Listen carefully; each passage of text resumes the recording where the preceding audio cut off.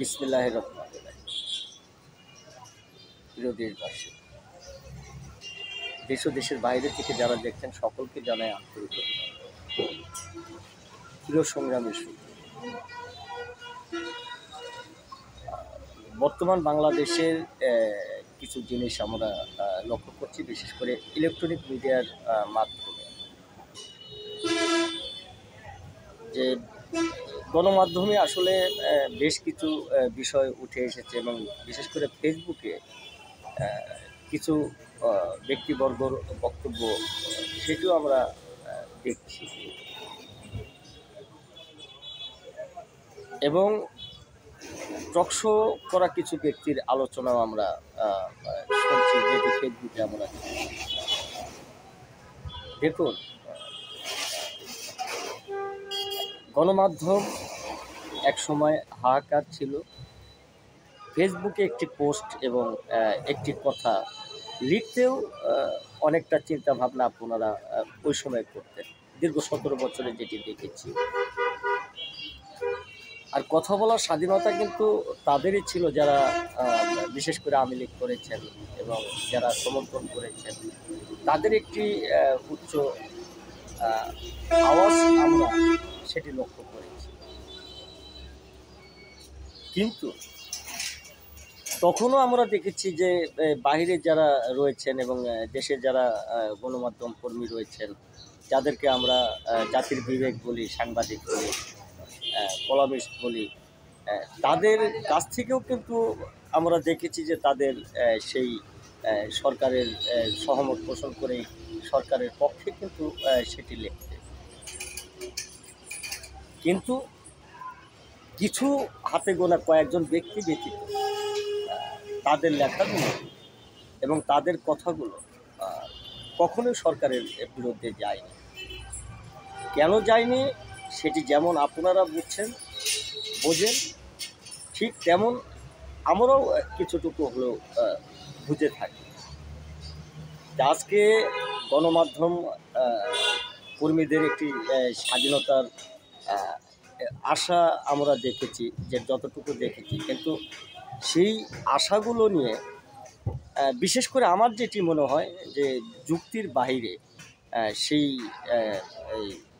বস্তুনিষ্ঠ সংবাদগুলোই প্রচার করা প্রয়োজন এবং সেই প্রচারের মাধ্যমে সেগুলোর প্রসার ঘটানো প্রয়োজন বলে আমি মনে করি। আর কিছু বিষয় বলে থাকি। দেখুন, এখন যারা সাংবাদিক হয়েছেন তাদের কতটুকু দাড়ি পেকেছে তা জানি না, কিন্তু একটি কথা না বললেই নয় যে এই অকালে চুল পাকলে বলে কি হয়, সেটি কিন্তু খেয়াল রাখতে হবে। এখনও আপনারা যেটি নিয়ে আলোচনায় নিয়ে আসছেন এবং যে হিংসামূলক বিষয়গুলোকে প্রতিনিয়ত তুলে ধরছেন, এটির সমাধান কিন্তু একমাত্র রাষ্ট্রই দিতে পারে। রাষ্ট্রকে একদিকে আমরা যেটি দেখছি, রাষ্ট্রকে চোখ বুজে থাকতে বলছেন, আরেকজন দেখছি চোখ না খুলে সেটিকে সিন্ধুকে ভরার একটি প্রক্রিয়া আপনারা করছেন।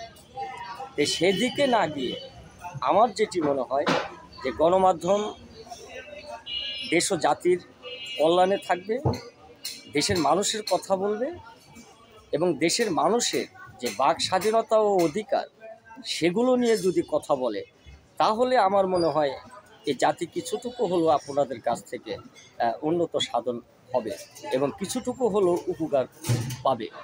কেননা আজকে আপনারা যারা রয়েছেন, আপনাদের কতটুকু কর্ম করছেন, কিভাবে করছেন এবং আপনাদের ব্যক্তিগত কোনো পেশা রয়েছে কি না, সেটিও কিন্তু ততটা খোলাসা নয়। আর আমি মোবাইল হাতে নিয়েছি, দুটো কথা বলছি এবং সেই কথাগুলো গোছানো রয়েছে, আমার ফুটেজটি ভালো রয়েছে এবং আমি কাটিং করে সেগুলোকে দিয়ে দিলাম। এর জন্য কিছু লাইক হয়তো বেশি পড়লো, সেটির জন্য যে আমি সাংবাদিক হলাম সেটি কিন্তু নয়। কেননা এই ধরনের সাংবাদিক যারা রয়েছেন তাদের দ্বারা দেশের মানুষের কতটুকু কল্যাণ হয়েছে আমি তা জানি না, কিন্তু আমার মনে হয় বাংলাদেশের শতকরা যেমন 70% মানুষ এদের দ্বারাই ক্ষতিগ্রস্তই বেশি হয়েছে। সেই ক্ষতিগ্রস্ত জায়গা থেকে আমরা না যাই, দেশকে একটি পুনর্গঠনের দিকে নিয়ে যাই এবং দেশের দুর্নীতিবাজ থেকে শুরু করে যতগুলো আমলা মন্ত্রী এবং যেটি ইম্পর্টেন্ট বিষয় সেগুলোকে আমরা তুলে ধরি, যাতে দেশ গঠনের লক্ষ্যে সেগুলো কাজে লাগে। আর এটি হয়তো আজকে আমার ব্যক্তিগত দিক থেকে আপনাদের কাছে প্রত্যাশা। আর সেই জন্য যদি আপনারা আমার বিরুদ্ধে লেখেন তাতে আমার কিছু আসে যায় না, কেননা আমি সঠিক বলছি, সত্য বলছি এবং বস্তুনিষ্ঠ যেটি সেটি দেখতে আমারও যেমন ভালো লাগে, এদেশের সমগ্র মানুষ সেটি থেকে একটি শিক্ষা অর্জন করে তাদেরও সেটি ভালো লাগবে। এটি হয়তো আজকে দেশ ও দেশের মানুষের প্রত্যাশা। আপনাদের সকলকে ধন্যবাদ।